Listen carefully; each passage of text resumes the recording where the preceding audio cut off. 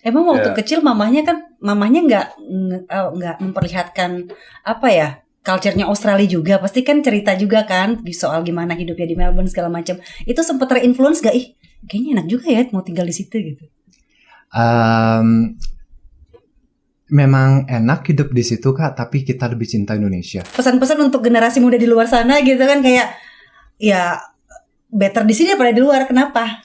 Menurut saya pelan-pelan do your research sebelum ke negara lain. Maksud saya shop around, tanya orang-orang, bagus nggak? Beneran bagus nggak? I would like to say thank you very much to Pak Menteri Hukum for being able to let Joshua and Jordan become warga negara Indonesia, and I really appreciate it. Thank you, so we can all be together. Thank you very much.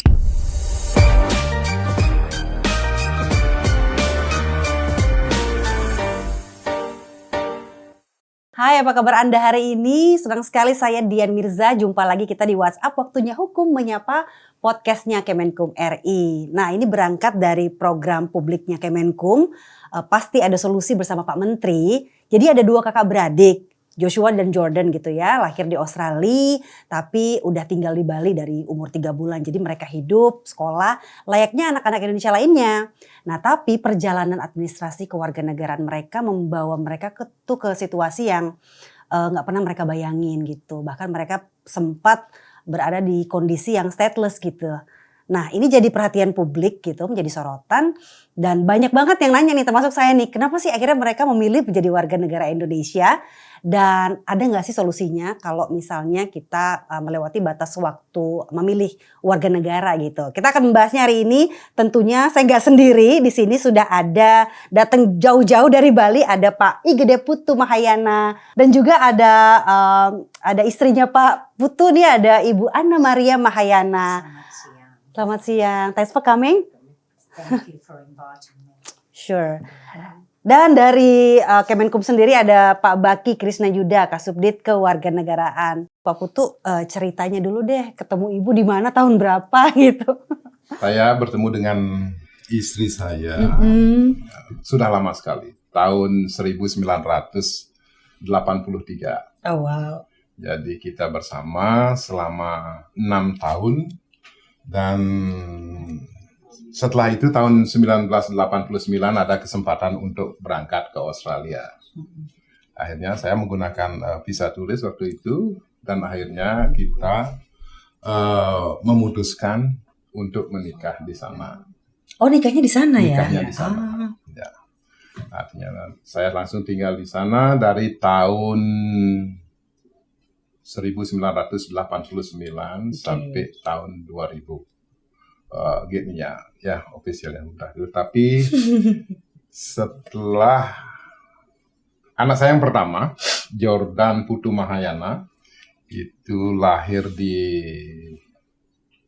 Monash Medical Center di Clayton, Victoria, Australia, pada tanggal 14 April tahun 1997. Ya, itu Jordan lahir yang pertama. Dan ketika anak saya berumur 3 bulan, kita memutuskan untuk pindah ke Bali. Ya, itu tahun 97. Kita atau Pak Putunya ya? Kita, karena istri saya senang sekali juga tinggal di Bali. Ya. Memutuskan itu. Nah, setelah itu kita dapat tinggal di Bali beberapa lama. Akhirnya ada kehamilan anak saya yang kedua, itu Joshua, dan kita pergi ke Australia lagi.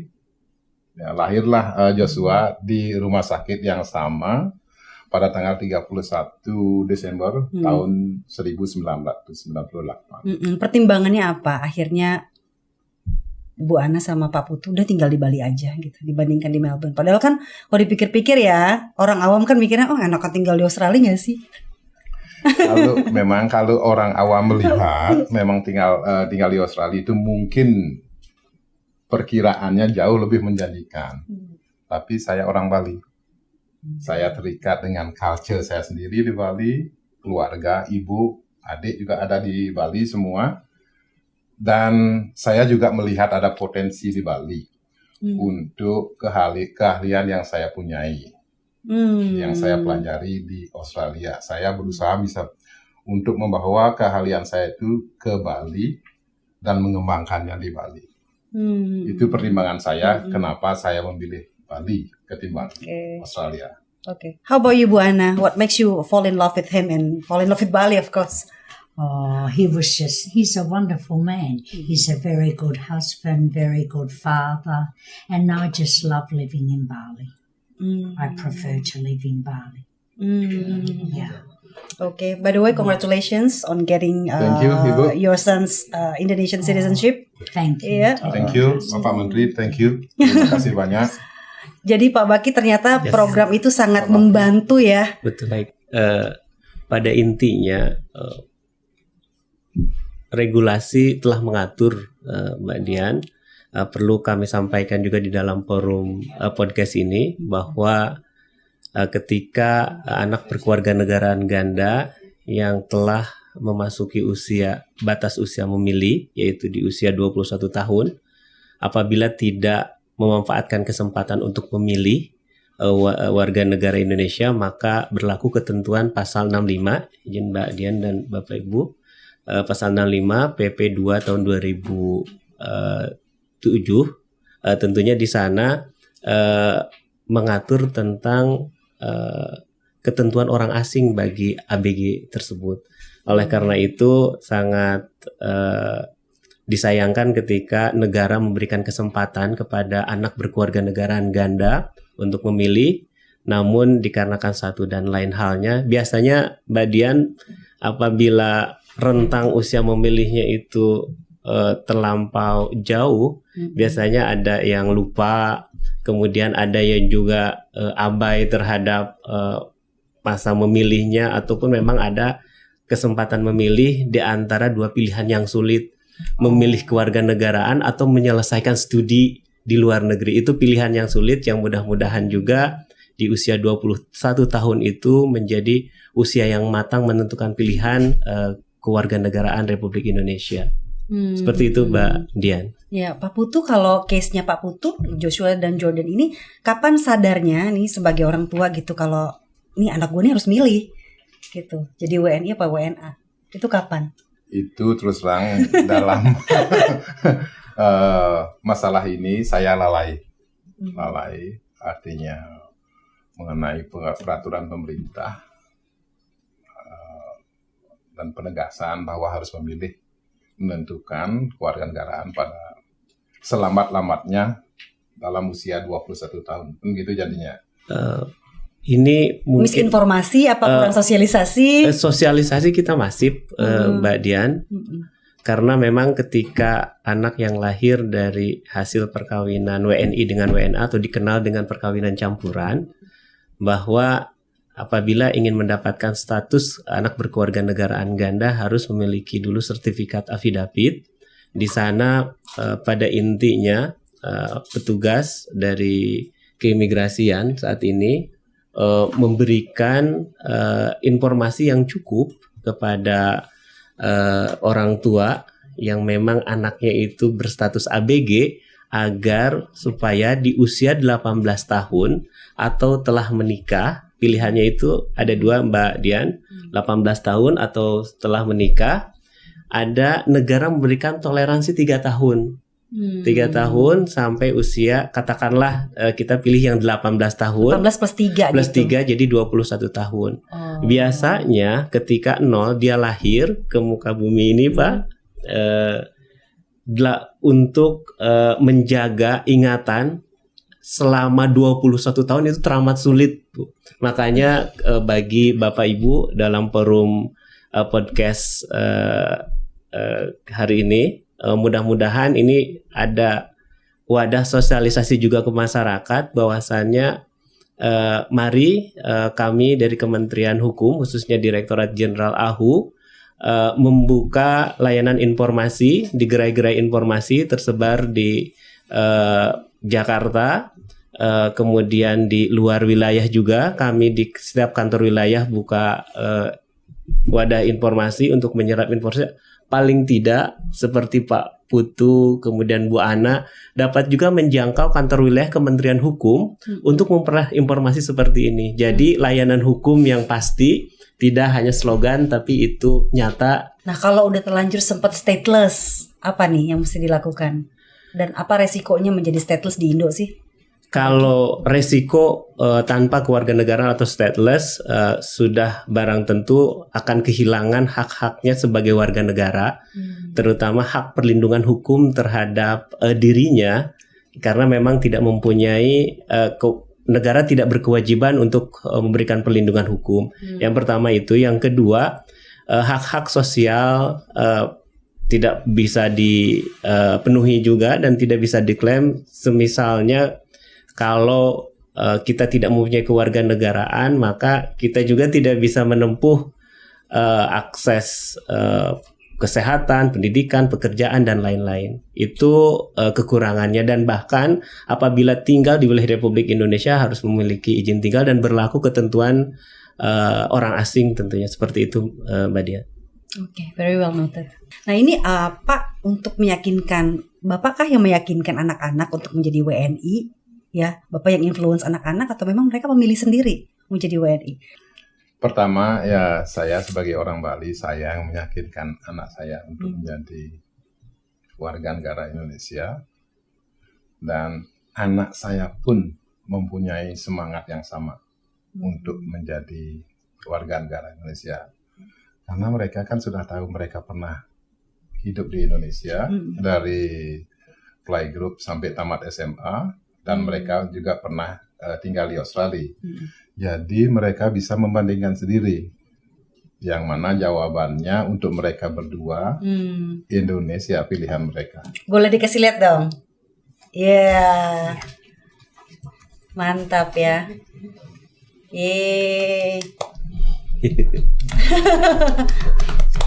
Wah, ini nih jadi harapan tentunya ya bagi Bapak dan juga Ibu Ana. Harapannya setelah akhirnya anak aku dikukuhkan menjadi WNI apa?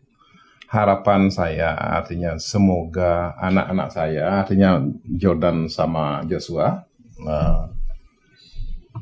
bisa membantu mengembangkan ilmu-ilmu yang mereka pelajari di luar negeri untuk kemajuan Indonesia. Dan semoga mereka berdua bisa jadi warga negara yang baik dan bisa berkontribusi untuk negara kesatuan Republik Indonesia. Is there anything you want to say? What is your hope for them? They finally get Indonesian I'm citizenship. so very, very grateful for that. And I hope they do well here in Indonesia. I know they will, because it's a country that they love, that they grew up in. Thank you. Dear. Thank you.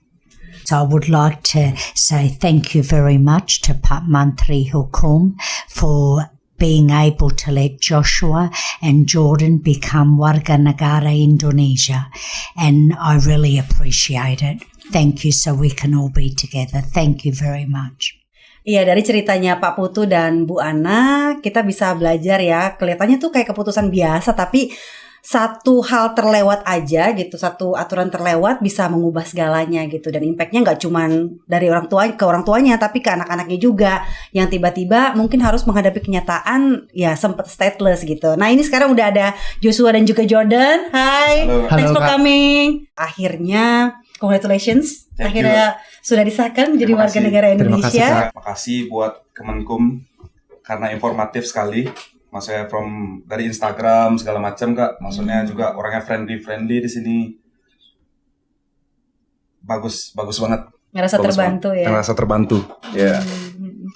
Dari saya juga berterima kasih untuk Kementerian Hukum di Indonesia serta jajaran-jajarannya. Untung kami melihat postingan di Instagram Kementerian Hukum tentang pasti ada solusi.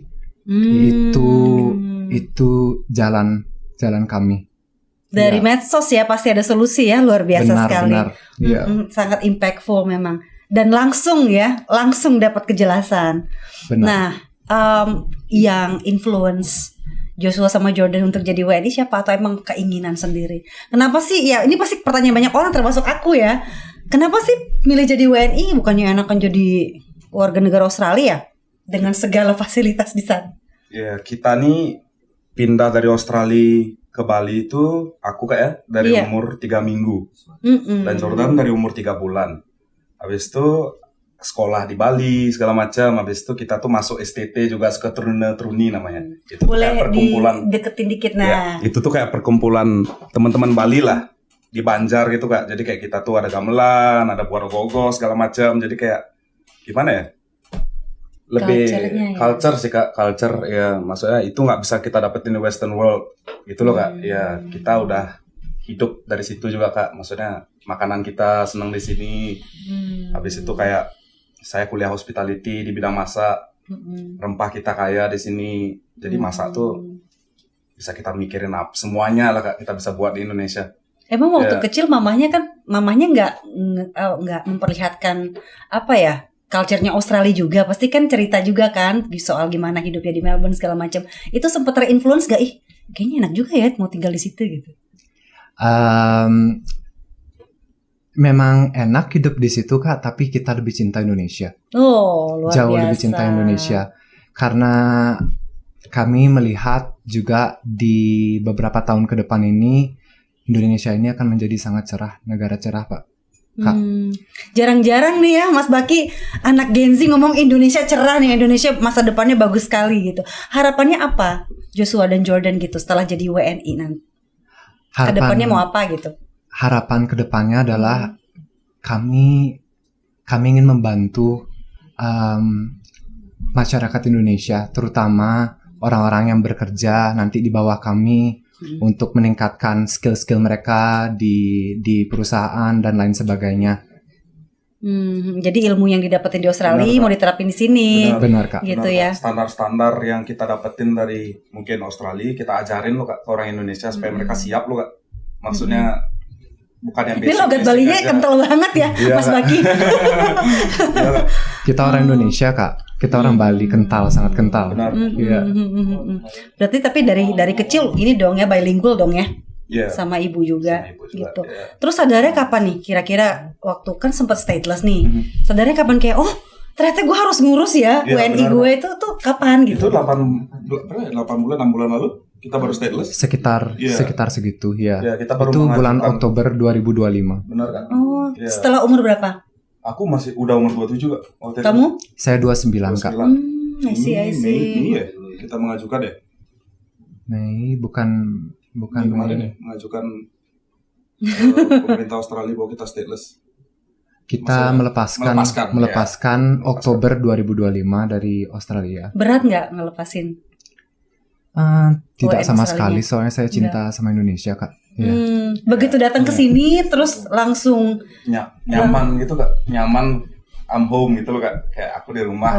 I see ya. Iya. Mas Baki ini kan sebenarnya mereka udah lewat batas waktu ya. Kami sampaikan ke Mas Jordan dan Mas Joshua bahwa ABG yang terlambat memilih itu sudah berlaku ketentuan asing. Namun demikian perlu kami sampaikan berdasarkan rejim hukum Undang-Undang 12 tahun 2006 tentang Kewarganegaraan Republik Indonesia bahwa negara Republik Indonesia tidak mengenal azas apartheid atau azas tanpa kewarganegaraan.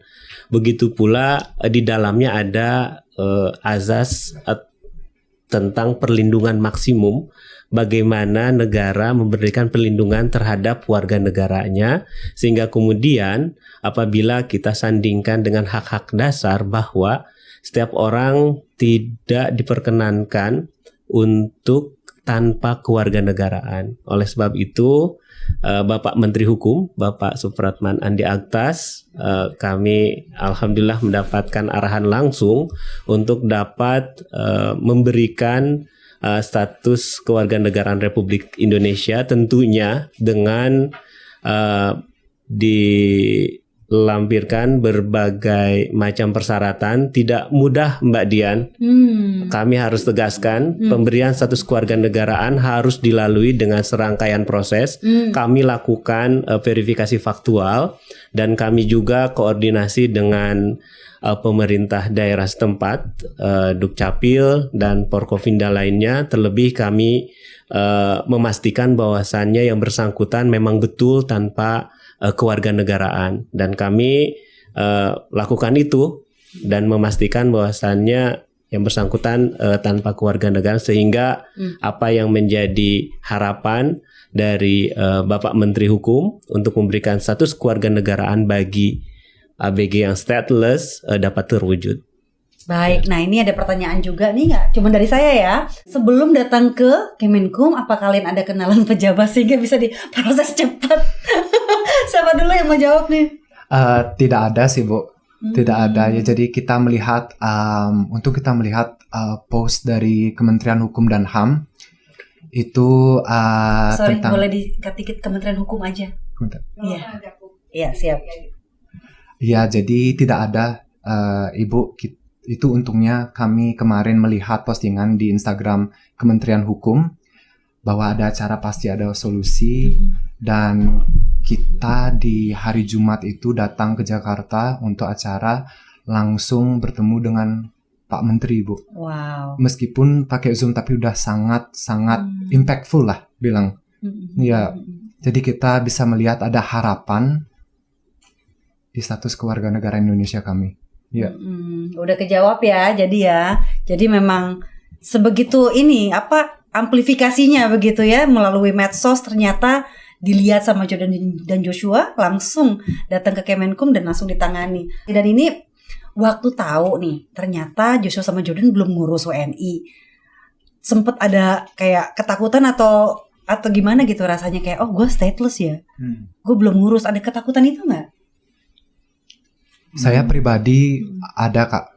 Ada ketakutan karena itu kan uncertainty ya, tidak tahu apa yang akan terjadi. Tapi negara saya ini bukti nyata, negara Republik Indonesia menyelamatkan kami, memberikan kami status kewarganegaraan kami kembali. Kami berdua sangat lega sekarang, Kak. Dulu kamu gimana rasanya? Belum ngurus, panik nggak? Mas bingung aja, Kak.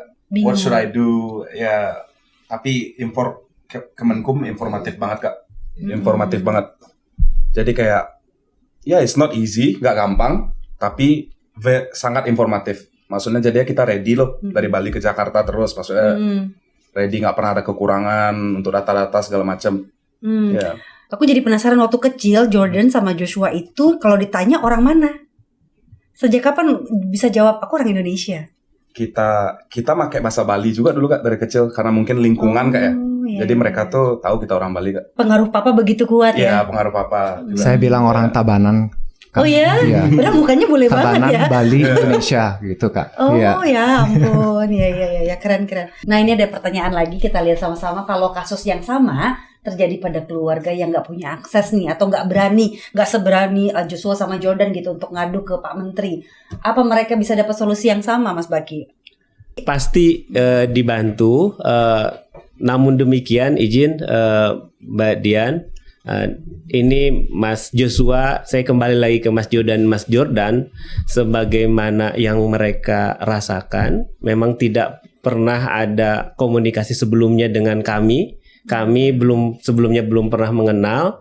Kemudian kami berikan pelayanan yang sama tanpa kecuali. Terlebih dari Bapak Ibu yang mengalami hal yang sama, saya kira ini adalah sudah menjadi arahan Bapak Menteri ketika kami menghadapi permasalahan yang sama di lapangan, maka Bapak Menteri memberikan arahan secara langsung untuk segera diberikan solusi. Karena arahan Bapak Menteri tegas kepada kami, jangan ada kasus yang sama yang disampaikan kepada Bapak Menteri untuk kedua kalinya.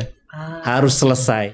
Di samping itu, Mbak Dian, perlu kami sampaikan juga kepada pemirsa podcast, kami Kementerian Hukum melalui Direktorat Jenderal Administrasi Hukum Umum, dan bahkan kemarin program penegasan status kewarganegaraan dipimpin langsung oleh Bapak Direktur Jenderal Administrasi Hukum Umum, Bapak Widodo, di mana Bapak Direktur Jenderal AHU memberikan penegasan status kewarganegaraan bagi warga negara Indonesia keturunan Filipina di Bitung. Itu bukti nyata bahwasannya kami tidak hanya menerima laporan, akan tetapi kami langsung terjun ke lapangan.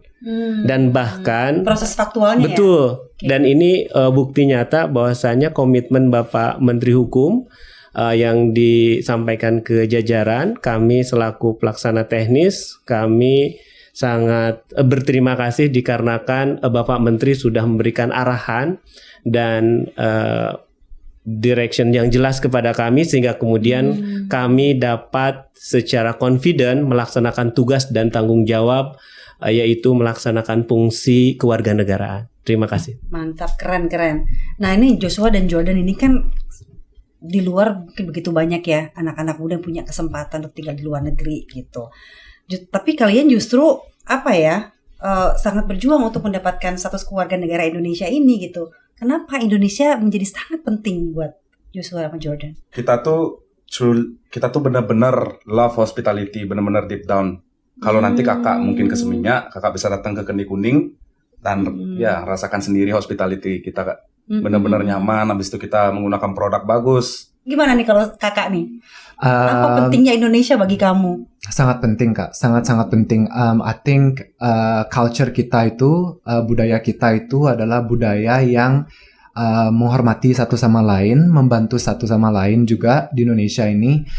Beda seperti negara-negara yang lain yang kan terkadang kesannya sangat individual. Di sini ada gotong royong juga. Dan di samping itu papa saya orang Indonesia dan saya juga ada banyak keluarga di Indonesia juga. Jadi keluarga itu sangat penting buat saya. Iya. Apa yang bisa kamu sampaikan ke generasi muda di luar sana yang pengen banget tinggal di luar negeri, yang katanya lebih enak di sana daripada di sini? Mungkin bisa dicek lagi, mungkin dicek bagaimana di luar negeri itu melihat kayak mungkin YouTube atau lain sebagainya, dan juga melihat di halaman kamu sendiri di Indonesia potensinya sangat-sangat besar, tapi kamu belum melihat itu saja. Ya. Kadang orang lihat di medsos doang, kelihatannya ya kan rumput tetangga selalu lebih hijau ya Mas Baki ya.